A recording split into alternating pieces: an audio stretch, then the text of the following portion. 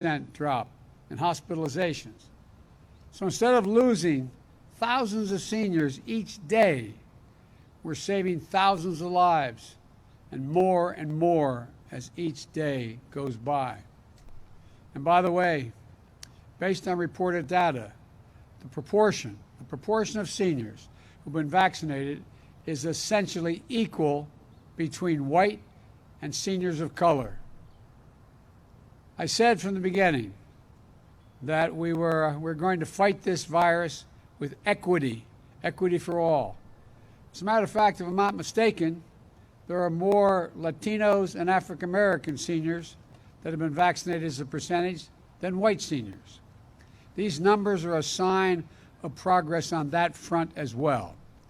Now, last week, I announced that we had crossed the threshold of 200 million shots.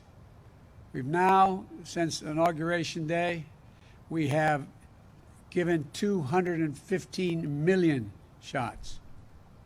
And that anyone 16 years of age or older is now eligible to get the vaccine now, today, immediately. And because of the extraordinary progress we've made in fighting this virus and the progress our scientists have made in learning about how it gets transmitted, earlier today, the CDC made an important announcement. Starting today, if you're fully vaccinated and you're outdoors, you need, and not in a big crowd, you no longer need to wear a mask. I want to be absolutely clear. If you're in a crowd, like a stadium or at a conference or a concert, you still need to wear a mask, even if you're outside.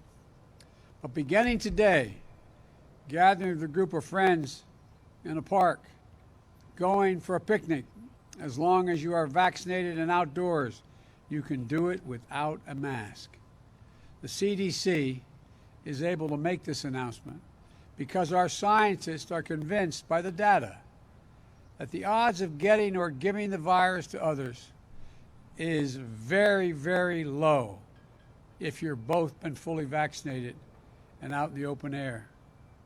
The CDC also helped clarify which outdoor activities are safer or less safe, depending on whether you've been vaccinated.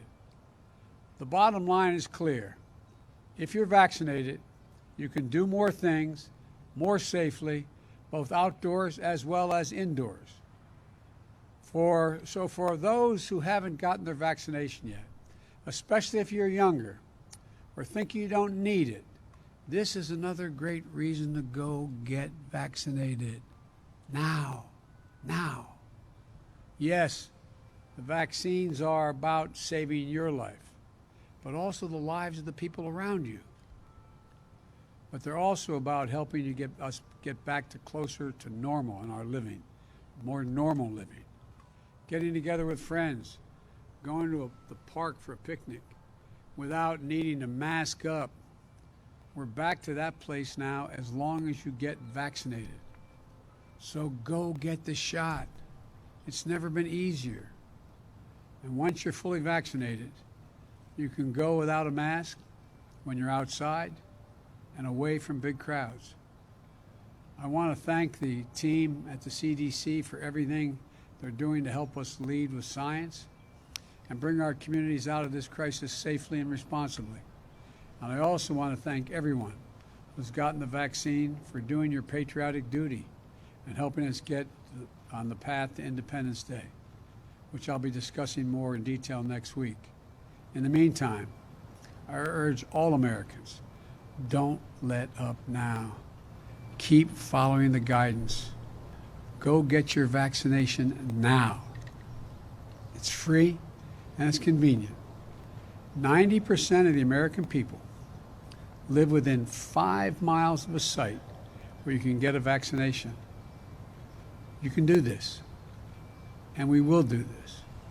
Thank you all, and God bless you. And as much as the temptation is to stay outdoors in this beautiful day, I've got more work to do. Thank you all very, very much. Mr. President, if the risk is so low outdoors, why doesn't it apply to everybody? Would you have any preconditions before meeting with Vladimir Putin? One at a time. If the risk is so low outdoors, why doesn't this new guidance apply to everybody? Because the science indicates that the most certain way to make sure it doesn't spread if both people have been vaccinated, the people you're with, and you're outside. And you chose to wear a mask, sir. You chose to wear a mask. You chose to wear a mask as you walked out here. What message were you sending by wearing a mask outside alone? By watching me take it off and not put it back on until I get inside.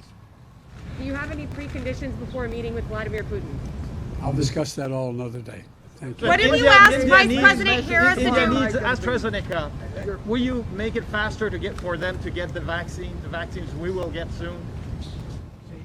India, they're suffering at What do you this say to moment. the folks in Will India? you make Look, it? I'm sorry. This is the last question I'll take, and I'm really going to be in trouble. With regard to India, I spoke at length with Modi, the Prime Minister. We are sending immediately a whole series of help that he needs, including providing for those remdesivir and other drugs that are able to deal with this and prevent, in some cases, but help recovery. Secondly, we are sending the actual mechanical parts that are needed for the machinery they have to build a vaccine, and that's being done as well. We're also I've discussed with him when we'll be able to send actual vaccines to India, which will be my intention to do. The problem is right now we have to make sure we have other vaccines like Novavax and others coming on probably, and I think we'll be in a position to be able to share vaccines as well as know-how with other countries who are in real need. That's the hope and expectation. And I might add, when we were in a bind at the very beginning, India helped us. Thank you. What have you asked the Vice President to do to help with vaccine skepticism? How do you convince those still hesitant? Thanks, Mr. President.